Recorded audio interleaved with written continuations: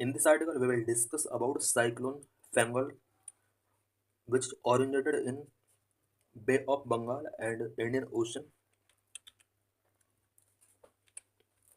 Why in news?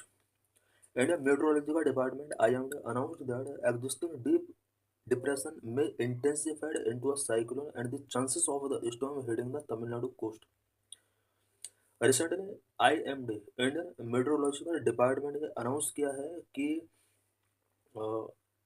Bay of Bengal and Indian Ocean के अंदर जो डीप डिप्रेशंस क्रिएट हुए हैं ये साइक्लोन में इंटेंसिफाई हो सकते हैं और तमिलनाडु कोस्ट पर ये स्टॉर्म हेडिंग कर सकते हैं. A low pressure area over the southeast Bay of Bengal and east equatorial Indian Ocean has developed into a deep depression as of November 26, 2024. नवंबर 26, 2024 को south east Bay of Bengal and east equatorial Indian Ocean के ऊपर एक low pressure area यहाँ पर emerge होता है जो कि डीप डिप्रेशन यहाँ पर क्रिएट करता है और ये डीप डिप्रेशन स्टॉर्म की फॉर्म में तमिलनाडु कोस्ट को हिट कर सकता है. आईएमडी प्रेडिक्ट इट में strengthen into cyclonic storm by last नवंबर के लास्ट तक आईएमडी ने कहा है कि ये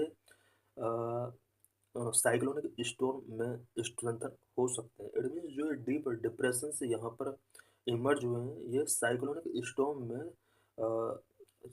स्ट्रेंथन हो सकते हैं. The cyclone is expected to bring strong winds, heavy rainfall, and potential coastal flooding in various regions along the Bay of Bengal, particularly in coastal Tamil Nadu. ये cyclone strong winds, heavy rainfall and coastal flooding का cause बन सकता है specially Bay of Bengal region में जो कि तमिलनाडु के coastal areas हैं. उन एरियाज में स्ट्रॉन्ग विंड्स आ सकती हैं, हैवी रेनफॉल हो सकता है, पोटेंशियल कोस्टल फ्लडिंग्स यहाँ पर हो सकती हैं. Naming of cyclone Fengal. Fengal इस साइक्लोन का नाम क्यों पड़ा?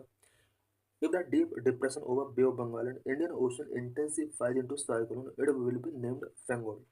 अगर बे ऑफ बंगाल और इंडियन ओशियन में ये डीप डिप्रेशन साइक्लोन में इंटेंसिफाई हो जाता है तो इसका नाम फेंगोल होगा.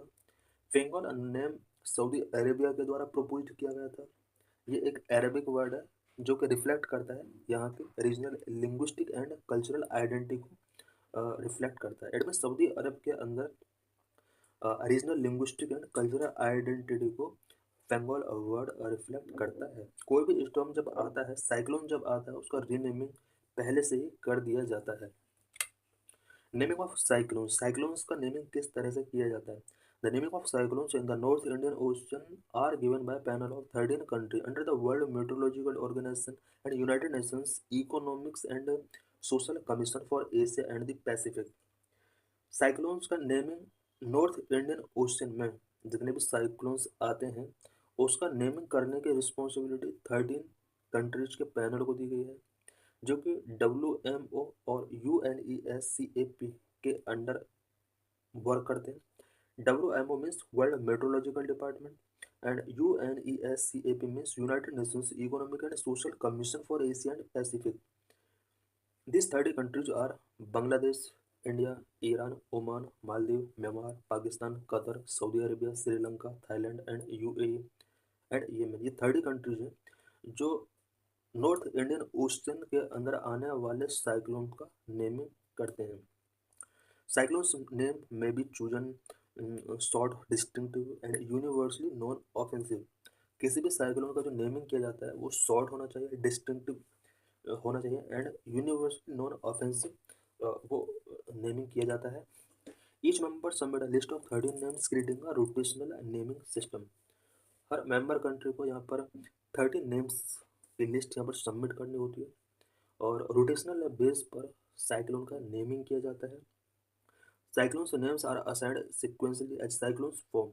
One used name is retired and not reused. अगर एक बार किसी साइक्लोन का नेमिंग कर दिया है तो वो नेम नेक्स्ट टाइम साइक्लोन के लिए नहीं यूज किया जा सकता. Following Fangol, the next cyclone will be named Sakti, proposed by Sri Lanka, and the next Montha, proposed by Thailand as another upcoming name. Current का जो साइक्लोन नेमिंग किया गया है ये फेंगोल इसका नेम है, और नेक्स्ट साइक्लोन जो नेम होगा वो शक्ति नेम होगा, जो कि श्रीलंका के द्वारा प्रपोज किया गया है। और उसके नेक्स्ट साइक्लोन का जो नेम होगा मोन्था होगा, जो कि थाईलैंड के द्वारा प्रपोज किया गया है। Cyclones in Arabian Sea versus Bay of Bengal. Arabian Sea and Bay of Bengal के अंदर जो साइक्लोन्स होते हैं उनमें मेनली क्या डिफरेंस होता है? Cyclones generated in Arabian Sea are less frequent than in the Bay of Bengal due to wind pattern difference in sea surface temperature and some geographical factors. Arabian Sea में आने वाले cyclone less frequent होते हैं then the Bay of Bengal, because Bay of Bengal और Arabian Sea के अंदर wind pattern difference in sea surface temperature and some geographical factors different होते हैं। यही वजह है कि बे ऑफ बंगाल के अंदर लेज साइक्लोन आते हैं, जबकि बे ऑफ बंगाल के अंदर मोर साइक्लोन आते हैं, जबकि अरेबियन सी के अंदर लेस फ्रिक्वेंट वे में साइक्लोन्स यहाँ पर जनरेट होते हैं। Region of Bay of Bengal experience more favorable conditions for cyclone formation such as warm water and lower vertical winds है। बे ऑफ बंगाल में मोर फेवरेबल कंडीशन साइक्लोन के लिए यहाँ पर मिल जाती हैं, सच एज वार्म वाटर। यहाँ का जो वाटर है वो अरेबियन सी के कंपेयर में काफ़ी वार्म है, and lower vertical wind shear. ये कुछ फैक्टर्स हैं जिसकी वजह से बे ऑफ बंगाल रीजन के अंदर साइक्लोन अरेबियन सी के कंपेयर में बहुत ज़्यादा शो होते हैं। World wide terminology of tropical cyclone. Tropical cyclone का वर्ल्ड वाइड टर्मिनोलॉजी क्या है? नंबर टाइफून अगर in the Pacific Ocean and China Sea. Pacific Ocean and China Sea में आने वाले जो साइक्लोन्स होते हैं उन्हें टाइफून बोला जाता है। Effects countries in east and south east Asia including China, Japan and Philippines.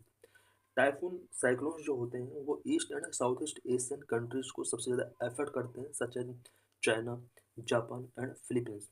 Number two, hurricanes generate in West Asian island of the Caribbean Sea and the Atlantic Ocean.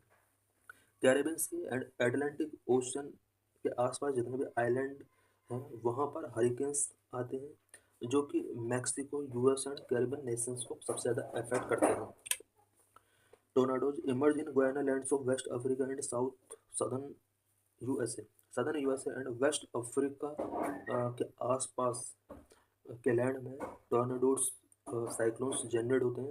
It characterized by rapidly rotating columns of air extending from thunder storm. इन cyclones में thunder storms बहुत ज़्यादा show होते हैं। Number 4, willy willies. This term used in north western Australia and for tropical cyclone. North western Australia में जो cyclones आते हैं स्पेशली ट्रॉपिकल साइक्लोन्स उन्हें विली विली साइक्लोन बोला जाता है। It causing heavy rainfall and storm winds in region. इस reason में विली विलेज की वजह से heavy rainfall and strong winds यहाँ पर शो होती हैं। ग्राफ में देख सकते हैं कि इस ओशन में कौन सा साइक्लोन यहाँ पर आता है। World Meteorological Organization WMO established in 1950. It originated from the International Meteorological Organization IMO founded in 1873. 1873 में इंटरनेशनल मेट्रोलॉजिकल ऑर्गेनाइजेशन फाउंड किया गया था। इसके बाद इसको 1950 में वर्ल्ड मेट्रोलॉजिकल ऑर्गेनाइजेशन के नेमिंग के साथ रिप्लेस कर दिया गया।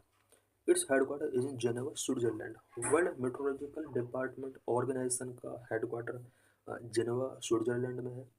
World Meteorological Organization facilitated international cooperation of weather, climate, hydrology and related geophysical science. WMO weather, climate, hydrology and geophysical science से रिलेटेड इंटरनेशनल कोऑपरेशन को फैसिलिटेट करता है। It promotes the exchange of data, information, research and technology among member countries. World Meteorological Organization all member countries के लिए data, information, research and technology का exchange को promote करता है।